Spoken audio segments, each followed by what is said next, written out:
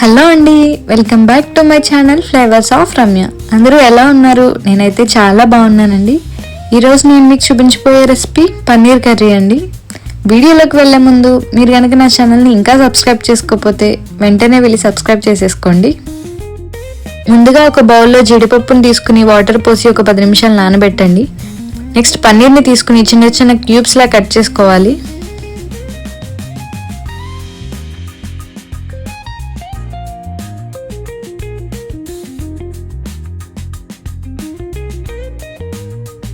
ఇప్పుడు ఒక మిక్సీ జార్లో 4 పచ్చిమిరపకాయలు, మనం నానబెట్టుకున్న జీడిపప్పులు, 2 మీడియం సైజ్ టమాటాలు వేసి మిక్సీ పట్టి పక్కన పెట్టుకోండి. ఇప్పుడు స్టవ్ ఆన్ చేసి ప్యాన్ పెట్టి ఆయిల్ పోసి ఆయిల్ వేడయ్యాక కొంచెం పసుపు, కారం, ఉంటే కొంచెం కసూరి మేతి అండ్ మనం క్యూబ్స్లా కట్ చేసి పెట్టుకున్న పన్నీర్ని వేసి ఒకసారి ఫ్రై చేయాలి. ఒక 2 మినిట్స్ ఫ్రై చేస్తే సరిపోతుంది.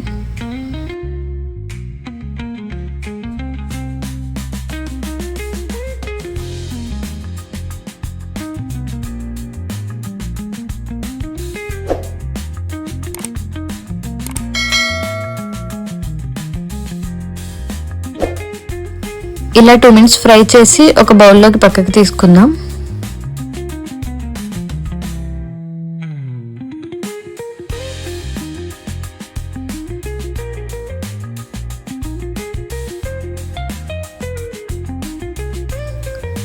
నెక్స్ట్ ఇదే ప్యాన్లో మసాలా సరుకులు వేసుకోవాలి. ఇక్కడ నేను 2 యాలకులు, 6 లవంగాలు, 1 అనాస పువ్వు, 1 ఇంచు దాల్చిన చెక్క, కొంచెం జీలకర్ర, కొంచెం కరివేపాకు వేసి వేపాలి.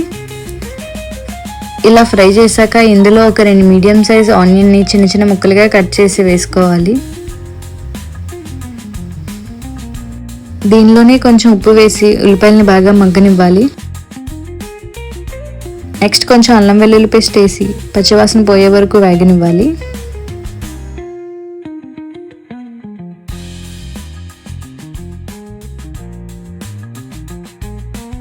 నెక్స్ట్ ఇందులోనే మనం మిక్సీ పెట్టుకున్న కాజు టమాటో పేస్ట్ ఉంది కదా, అది యాడ్ చేసి ఒక 10 మినిట్స్ మూత పెట్టి మగ్గనివ్వాలి.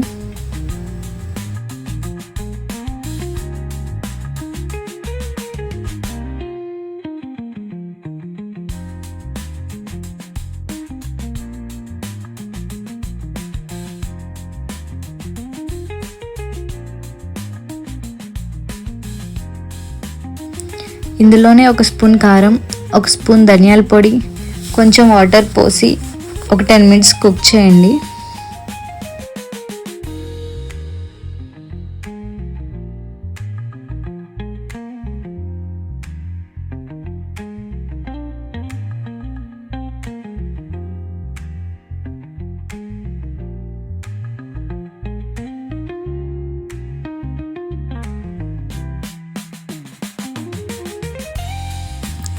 ఇలా ఆయిల్ పైకి తేలేక ఇందులో మనం ఫ్రై చేసుకున్న పన్నీర్ ముక్కల్ని వేసి కొంచెం మసాలా పొడి కూడా వేసి ఒక 5 మినిట్స్ కుక్ చేయండి.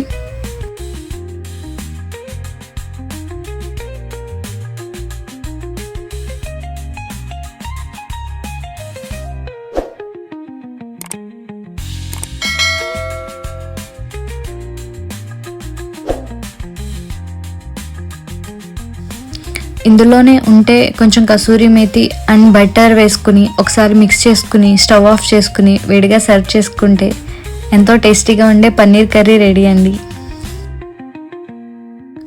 మీరు కూడా ట్రై చేసి ఎలా ఉందో కామెంట్ సెక్షన్లో చెప్పడం మర్చిపోకండి. Thank you for watching. Please subscribe to our channel.